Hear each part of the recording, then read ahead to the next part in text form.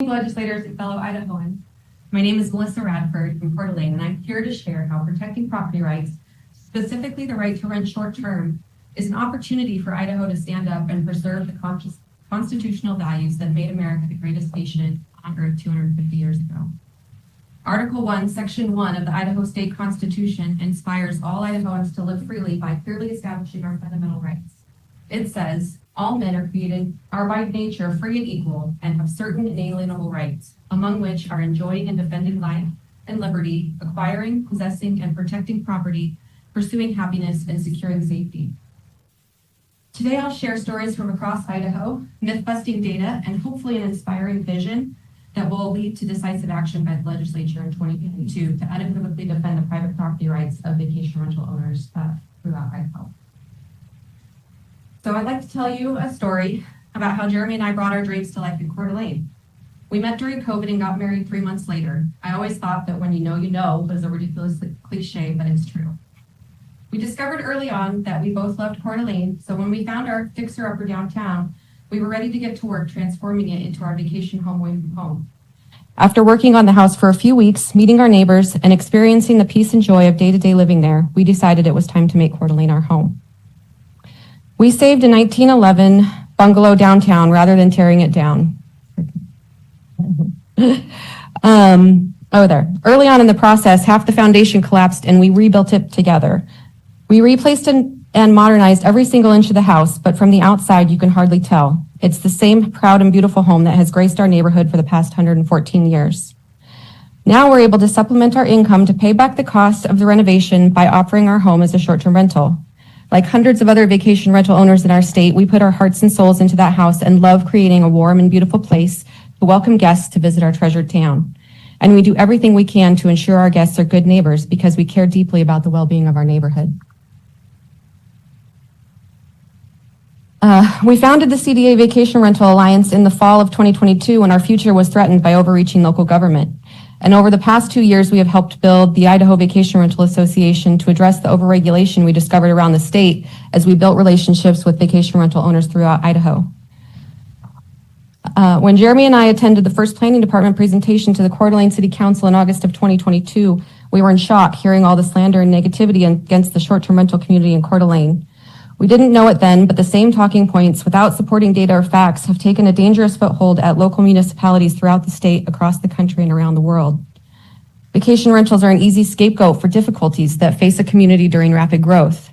Attempts by local leaders to affect issues like housing affordability, safety, and purported nuisance prevention by trampling on the private property rights of short-term rental owners ignores the big picture.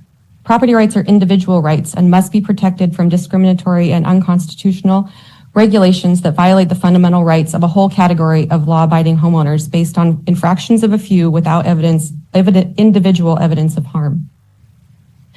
So here's our expanded roadmap. We'll dive into natural law, property rights, including the right to rent, constitutional safeguards with Idaho's Regulatory Takings Act, Idaho Stats and Tourism, a recent Blaine County Economic Impact Study, myth busting, free market housing ideas, lessons from lawsuits, examples of overregulation, some policy recommendations, and what I hope will be an inspiring vision for our esteemed senators and representatives as we prepare for the 2026 legislative session. So natural law affirms our God-given property rights, including the right to rent. Property rights are inherent to human nature, arising from the fruits of an individual's labor to possess and use our resources for survival and flourishing. The Declaration of Independence is clear. Government can't forbid what nature endows. Constitutional rights protect property as a fundamental liberty, emphasizing individual ownership against arbitrary state interference. Bastiat said, life, liberty, and property do not exist because men have made laws. On the contrary, it was the fact that life, liberty, and property existed beforehand that caused men to make laws in the first place. Ever-changing and arbitrary regulations create uncertainty and threaten our ability to plan for the future. Overregulating vacation rentals erodes liberties with false justifications that the Constitution clearly aims to restrain. We must stand together to preserve freedom and the protection of fundamental rights for all Americans. Property rights, including the right to rent, safeguard our liberties. Natural law affirms our individual rights to use our property and work to provide for ourselves and our family. Common law, a cornerstone of the Constitution, presumes free use, including renting, unless harm to others is proven. If you've ever read about the origins of zoning in America, you'll find they did not originally start with the noble goal of orderly positioning of distinct property uses for community harmony. They began with the goal to keep certain people separated from others within a community, rooted in socially acceptable discrimination of the time. The understanding of the origins of zoning regulations should encourage us to carefully examine how they're applied today to the treatment of vacation rental owners and guests. Leaders have called us invaders, accused our homes of creating unique safety risk or nuisance without evidence, and blamed us for housing issues that we do not cause. They create the strife in our neighborhoods by condoning what has become a form of socially acceptable discrimination. We've endured lies about vacation rentals at council meetings across the state and at the Capitol, scapegoating us for growing pains associated with rapid population shifts. Yet we only comprise about 1% of housing stock in Idaho. I want to change the conversation from one of government-sanctioned discrimination to one that finds ways to protect rights and foster positive relationships within our communities. Idaho's Regulatory Takings Act provides clear guidance from the Attorney General to protect Idahoans' property rights from overreach. A regulatory taking is any action depriving property value, even partially or temporarily, violating the U.S. and Idaho constitutions. Compensation is required for invasions, value loss, or conditions lacking clear evidence of cause and effect, like arbitrary rental restrictions. When planning to implement regulatory action that affects privately owned property, Idaho's Regulatory Takings Act provides guidance to government entities. It says state agencies and local governments must use this evaluation process whenever the agency contemplates action that affects privately owned property. Each agency and local government must also use this process to assess the impacts of proposed regulations before the agency publishes the regulations for public comment. The goal of this checklist is to, quote, aggressively safeguard rights of private property owners, unquote. Key questions I'll highlight as we, go back a little bit. Sorry. I'll highlight as we further explore regulations across Idaho are number 5 and number 6. Does the regulation have a significant impact on the landowner's economic interest? And does the regulation deny a fundamental attribute of ownership? The Idaho Takings Act defines potential takings as regulations denying fundamental attributes of ownership, like possessing, excluding others, or disposing of property, including renting, either short or long term. Courts recognize that divesting these essential attributes amounts to a taking requiring compensation. The myriad and various regulations across Idaho are evidence that these questions have not been asked or answered prior to regulations being adopted.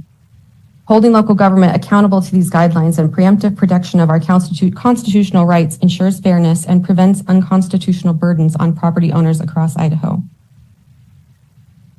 So we bring a lot of benefit. Tourism is Idaho's third largest industry, bringing in $5.83 billion to Idaho's economy and over 55,000 jobs for Idahoans in 2023. Vacation rental guests that year spent $916 million in Idaho, which is about 20% of the overall economic impact of tourism in our state. Tax revenue generated by short-term rentals is around $140 million annually, and at least 7,000 well-paying jobs for local Idahoans were created by vacation rentals alone. These aren't just numbers. Real people depend on the health of our tourism industry statewide, including cleaners, property maintenance, lawn services, local furniture and decor shops, builders, plumbers, HVAC technicians, real estate agents, restaurants, shops, outdoor activity rentals, and local attractions such as Silverwood golf and ski resorts. And vacation rentals aren't owned by corporate giants, mostly Idahoans like us. 73% say this income helps tackle rising costs, and 38% credit it with actually being able to keep their homes. Look at who these owners are. 20% are seniors securing their golden years. Most share just one home. In Coeur d'Alene, 65% of owners live in the area, 13% in other parts of Idaho, and only 22% live out of state. The small percentage of out-of-state owners generally use their home to vacation frequently themselves, and many plan to eventually retire to their vacation home. By protecting our freedom to rent, we're uplifting families and building stronger communities. Vacation rentals provide a unique opportunity for families to attain financial stability in uncertain economic times. A 2024 Blaine County Economic Impact Study gives us a look at an Idaho-specific market and provides some fascinating insights. 89% of those owners share only one home, and 81% are used part-time as the owner's vacation home. They have 7% of their housing stock is short-term rentals. It's the lowest ratio among Western resort areas studied by RRC, which is the firm that conducted the study. So you can kind of see some of the other resort towns and the percentage of their total share of housing units, and Blaine County is the lowest at 7%. Numbers are also stable and significantly lower than others. So the second graph shows that over time, they haven't just shot up. You know, I think that's a really nice graph for showing the consistency of it. In Kootenai County, vacational rentals make up just 1 to 2% of housing stock, and in Coeur d'Alene, it's only about 3%. These are small fractions of our community's homes, yet they represent the livelihoods, investments, and dreams of property owners exercising their constitutional right. At what threshold do our rights become void? 1%, 5%, 20%, and who gets to draw that line and on what basis? Any number chosen is arbitrary and creates unfair restrictions on individuals' freedom to use their property. What good are property rights if they don't apply equally to all? If you have to ask the government for permission to access your rights, they are no longer rights, they're privileges that the government can withhold at will. That is un-American and certainly not in alignment with our treasured Idaho values. And the housing problems we have in Idaho are not because we have short-term rentals. It's simple supply and demand. Kootenai County, you've heard some statistics, needs to build over 2,000 housing units annually to keep up with demand, and we're already over 5,000 units behind based on the past 5 years of growth. Refusing to build enough new housing will not stop people from wanting to move here.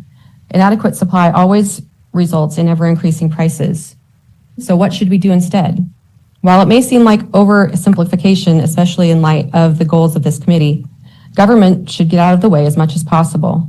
We need to doge housing, find free market solutions that reduce building costs and red tape to increase supply. Unconstitutional regulations on vacation rentals will never fix our housing availability and affordability issues. For example, I mean, the deed restrictions on ADUs in Coeur d'Alene are likely leading to fewer being built, but local government, as has been mentioned, would actively like to build more to increase the housing supply. But the government solution often exacerbates the problem, and I think that's something that would be great. I could go into it here, but I'd love to talk to anybody about that a little bit more later if they're interested. But that's it. Sorry. And also, we all value safe neighborhoods, and data shows that vacation rentals are not causing excessive neighborhood disturbances. Neighborhood integrity isn't defined or achieved by restricting home sharing.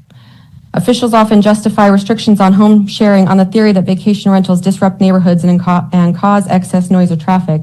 But while it's understandable that neighbors do not want loud renters next door or excessive traffic on their streets, our cities already have tools for preventing noise, parking problems, and other nuisances without violating constitutional rights. Cities do not outlaw all backyard barbecues just because some get noisy, or prohibit all birthday parties or baby showers because guests sometimes take up parking spots on the street. Instead, they rely on existing rules that limit noise, enforce parking restrictions, and restrict other nuisances. Actually, diverting valuable public resources to policing home sharing and negotiating petty arguments between neighbors instead of enforcing existing anti-nuisance laws does nothing to improve neighborhoods and often makes things worse by creating an atmosphere of snooping and suspicion. Justifying unconstitutional regulations on vacation rentals in the name of neighborhood integrity is simply a facade for old-fashioned NIMBYism, a desire of locals to keep others away. But while these preferences may influence the introduction of these discriminatory ordinances, determining who is and is not suitable to live or stay in a given neighborhood is not the proper function of government. In fact, it's exceptionally dangerous. Local officials have frequently used this excuse to target politically unpopular groups or individuals. The Supreme Court has found equal protection violations in cases involving classes as small as a class of one, where the government treats a party unequally from those similarly situated when there is no provable basis for the difference in treatment. The Constitution was designed to protect individuals from the constant ebb and flow of political controversy and so that special interests could not hijack government to undermine others' liberties. One's right to life, liberty, and property, to free speech, a free press, freedom of worship and assembly, and other fundamental rights may not be submitted to a vote. They must not depend on the results of an election. When local officials decide what a neighborhood should look like, they frequently, sometimes unconsciously, decide it should look like them and not like disfavored groups such as short-term rentals and their guests.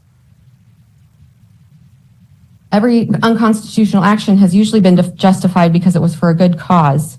But do vacation rentals actually create excessive nuisance? We pulled CDA police data over a 2.5-year period and again for the following year and compared it to the permit list. Less than 1% of the noise and disturbance complaints in both time periods occurred at a vacation rental. The vast majority of hosts and guests are responsible neighbors and travelers, and issues are rare. Globally, in 2023, just 0.035% of Airbnb reservations resulted in the allegation of a party. Owners and guests can and will be removed and banned from online platforms for encouraging or engaging in disruptive parties. Airbnb has active AI monitoring of reservation requests that can flag for possible parties and block those reservations. Claims that vacation rentals inherently contribute to increased nuisance concerns are unfounded. All guests should be held to the same local regulations regarding noise, parking, and illegal activities as any other individual in our state, in ensuring fair and equal application of the law. Health and safety is a common justification for local government overregulation of vacation rentals too. In cases in which a land use restriction does in fact protect public health and safety, it's typically a simple matter for the government to prove this. In a Sedona, Arizona case, the court highlighted two clear examples of laws tied to public health and safety: regulations preventing waste accumulation in yards, which reduce risks from insects, rodents, snakes, and fires, and floodplain ordinances, which have an obvious connection to protecting lives and property by preventing emergencies. However, the court found no clear link between prohibiting short-term rentals and public health. To justify restricting property owners' rights without compensation, officials needed to provide concrete evidence that targeting vacation rentals, distinct from other uses, significantly protected public safety. They failed to do so. Many regulations across Idaho fail on the same basis. If a regulation is truly based on risk to health and safety, it should equally apply to all residential use and be justified by evidence of cause and effect. Fire safety is often cited as a reason for regulating vacation rentals in Idaho, but the evidence doesn't support claims of heightened risk. Reliable statistics on fires at vacation rentals are not generally available, but reports indicate only 2 fires at short-term rentals in Idaho in the past 8 to 10 years. By comparison, the National Fire Protection Association estimates approximately 350,000 home structure fires annually nationwide. With Idaho representing about 0.6% of the U.S. population, a proportional estimate suggests around 2,100 house fires per year in the state, or roughly 16,800 over 8 years from 2017 to 2024. If just 2 of these fires occurred at vacation rentals, they account for 0.01% of Idaho's house fires. This negligible proportion does not justify burdensome regulations like invasive home inspections or costly fire suppression systems. And here's where we get to some of the stuff that applies here as well. Housing challenges stem from so many complex variables, as we've discussed, including things like zoning, permitting costs and delays, interest rates, and certainly supply shortages. Many studies have shown that vacation rentals have a minimal effect on housing affordability or availability. Nationally, we need 2 million homes built yearly, but we only build half that number, and we're also facing an existing 3.8 million unit deficit. A large Oxford economic study, which evaluated over 70 different variables in over 2,500 U.S. counties, showed the real effects vacation rentals have on housing. In the dark purple, you see how insignificant the effect truly is.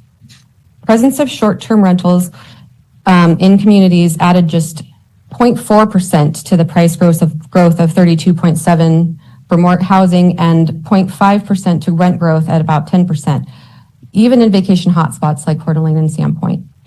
Main culprits they identified in this study were income changes, unemployment, pandemic population shifts, property taxes, and regulations. In Idaho, restricting vacation rentals solves nothing but hurts owners in our shared economy. New York has been kind enough to provide us with a massive case study on the effects of a ban on vacation rentals on housing availability and affordability. Prior to the ban, which was passed in 2023, vacation rental share of the housing market was consistent with national averages, 1 to 2% of housing stock. So how has the ban affected the local housing market 2 years in? New York City's rental vacancy rate remained around 3.4%, far below the national average of approximately 6%. This indicates that the vacation rental ban has had minimal impact on increasing overall housing availability. The low vacancy rate persists. Median apartment rents in Manhattan hit a record $4,500 a month in February 2025, marking a 6.4% increase from the previous year, while citywide rents rose around 5% since the law took effect. Despite the ban's intent to improve affordability by freeing up units for long-term rentals, rents have continued to climb, suggesting that it has not alleviated the housing crunch and is influenced by broader factors like underproduction. The average nightly hotel rate in New York City reached a record $320 a night, up 5.4% year over year, with Manhattan rates hitting $444 a night in December 2024 and occupancy surging to 84% compared to 60% nationally. The ban has contributed to higher hotel prices and occupancy by reducing competition from short-term rentals, leading to increased revenue for the hotel industry, but making accommodations less affordable for visitors. Big business is the only winner when vacation rentals are artificially limited or banned by overregulation. Property owners, renters, visitors, and local economies that rely on tourism lose big. Idaho has an amazing opportunity to lead by embracing free market reforms to increase housing supply and by standing up for honoring property rights.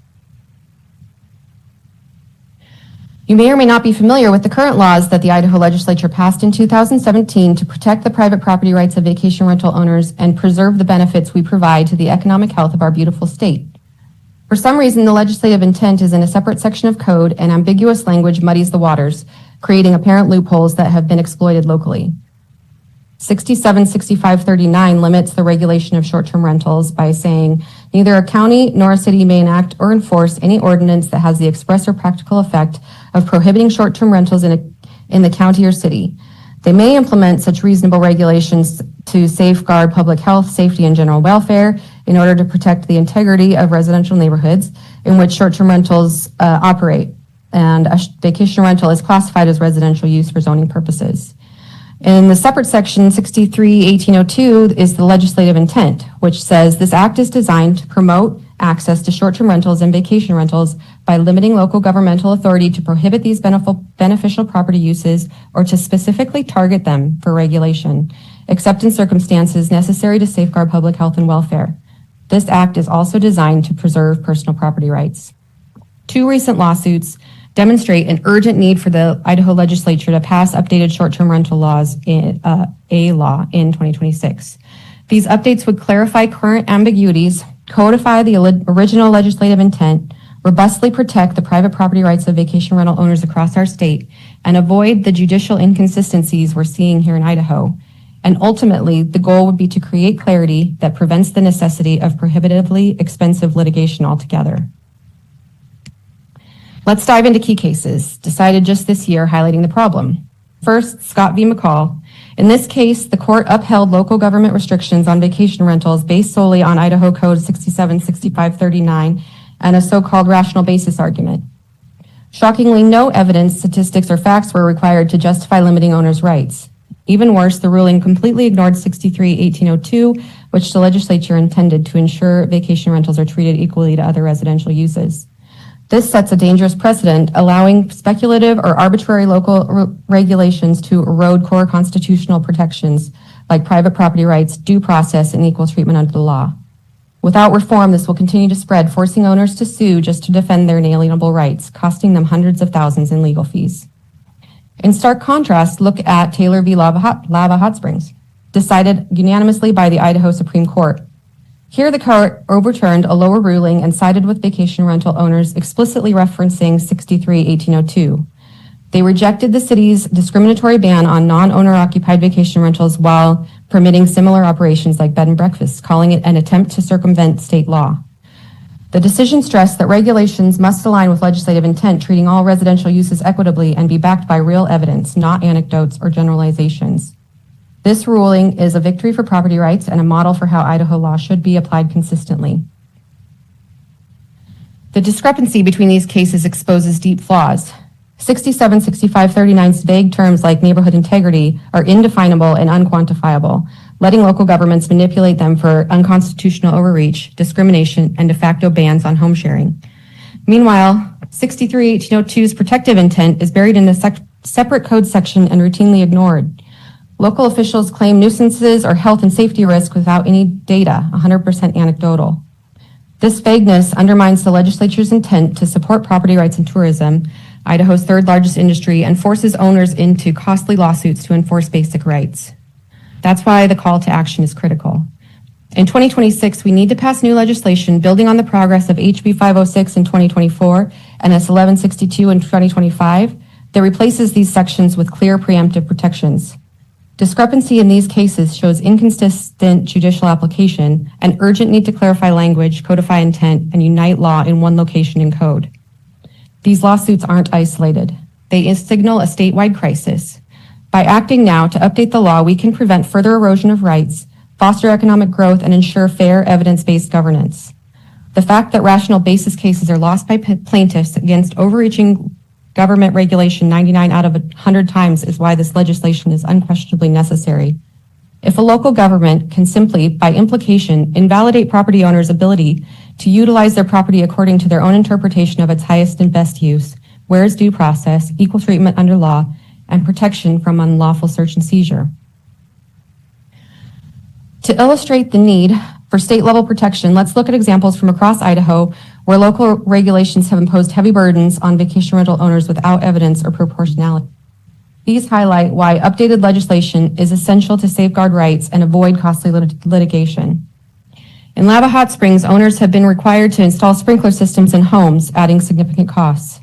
In McCall, owners were forced to decommission bedrooms by removing furniture, doors, and door frames, and even destroy portions of driveways if deemed to have too many off-street parking spaces.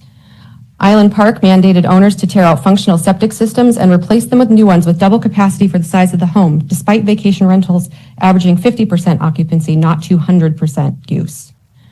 Fernand Lake Village requires owners to install commercial sewer pumps like what you'd install in a brewery or department store. In Coeur d'Alene, owners are charged for an out-of-state enforcement service costing tens of thousands of dollars annually without any transparency on whether it solved perceived problems or levied legitimate fines. Ketchum has an arbitrary two-night minimum, which limits the lodging options for guests just passing through town. Sandpoint's cap on permits for non-owner-occupied vacation rentals likely violates the Dormant Commerce Clause of the Constitution and lacks evidence of positive effects on their stated goal to affect housing affordability or availability compared to similar towns without caps.